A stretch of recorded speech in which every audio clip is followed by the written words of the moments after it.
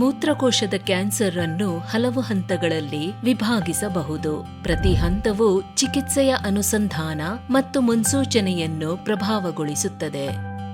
ಪ್ರಾರಂಭಿಕ ಹಂತಗಳಲ್ಲಿ ಅಂದರೆ ಹಂತ 0 ಹಾಗೂ ಹಂತ 1ರಂತಹವುಗಳಲ್ಲಿ ಕ್ಯಾನ್ಸರ್ ಮೂತ್ರಕೋಶದ ಸಾಲಿನ ಒಳಪದರುಗಳಿಗೆ ಸೀಮಿತವಾಗಿರುತ್ತದೆ.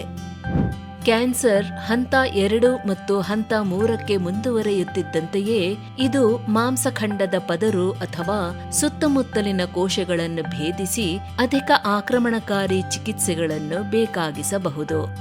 ಹಂತ 4ರಲ್ಲಿ ಕ್ಯಾನ್ಸರ್ ಮೂತ್ರಕೋಶವನ್ನು ಮೀರಿ ಹತ್ತಿರದ ಅಂಗಗಳು ಅಥವಾ ಅಂತರದ ಶರೀರದ ಇತರೆ ಅವಯವಗಳಿಗೂ ಹರಡಬಹುದು.